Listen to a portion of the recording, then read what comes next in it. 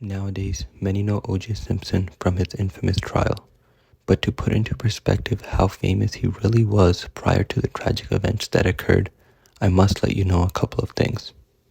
He was an NFL running back, and no, he was not just an average football player or even an all-pro. He was one of the best to ever do it. He set many team records at the University of Southern California and won the Heisman Trophy in 1968. He was drafted number 1 overall by the Buffalo Bills the following year. He struggled to find his footing in the NFL, but eventually came into his own and became the first NFL running back to rush for 2,000 yards in a single season. And at the time of his retirement, he had the second most rushing yards ever. OJ was later inducted into the Pro Football Hall of Fame, adding another achievement to his many. However, his popularity transcended even that of a great football player. Many also knew OJ from his time spent being a spokesperson for Hertz rental cars.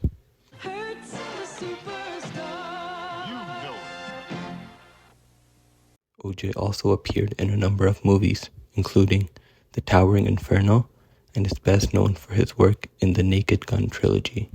He also hosted an episode of Saturday Night Live and even tried his hand at sports broadcasting, working for both ABC and NBC Sports.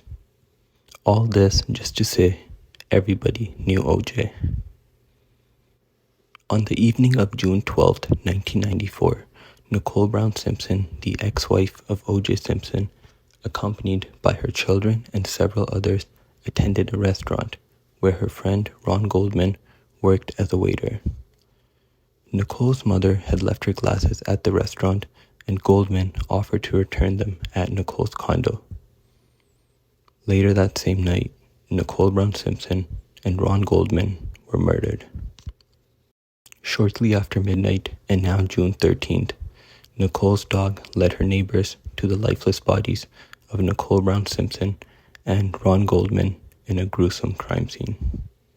At approximately 4:30 a.m., police arrived at OJ's home to inform him about the death of his ex-wife.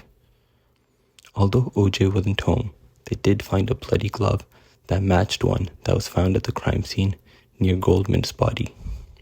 OJ had to be informed of what had occurred on the phone as he was now in Chicago and had departed LA on June 12th, shortly before the bodies of Nicole Simpson and Ron Goldman were discovered. OJ had a flight to Chicago at 11:45 p.m.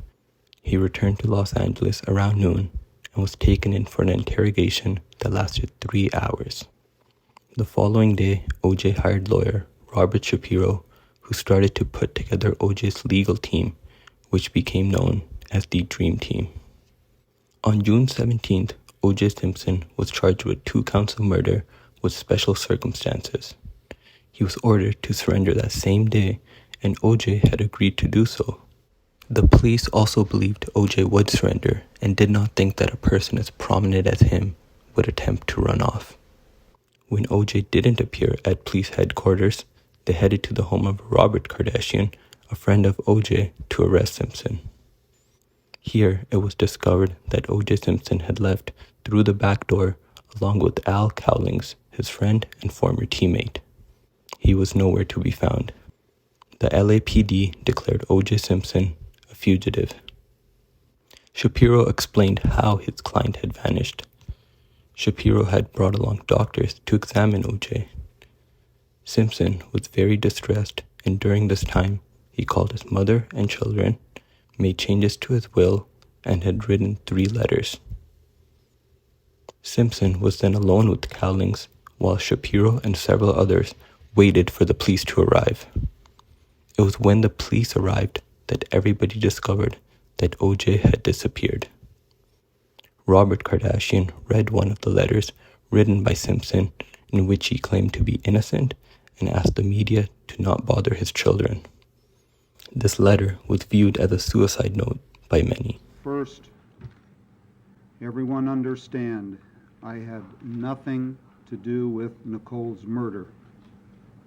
I know you have a job to do, but as a last wish, please, please, please Leave my children in peace.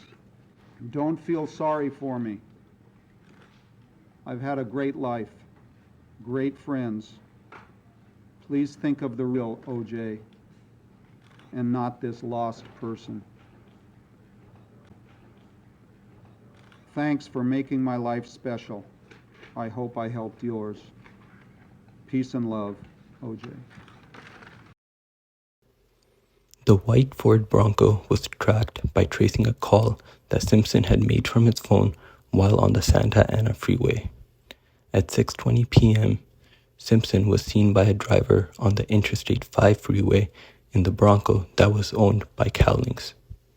Shortly after this, the vehicle was spotted by a police officer, and 20 police cruisers, along with 9 helicopters, joined the chase. Cowlings was driving while OJ was in the back with a gun to his own head. LAPD detective Tom Lang, who had interviewed Simpson on June 13th upon his return from Chicago, had OJ's cell phone number. He called Simpson and pleaded with him to throw away the gun and surrender without trouble. Simpson asked to let him make it back to his home. During this time, many fans had lined up along the freeways to cheer him on, holding signs and even shouting, "Go OJ, go." This chase is estimated to have been watched by 95 million viewers across the nation.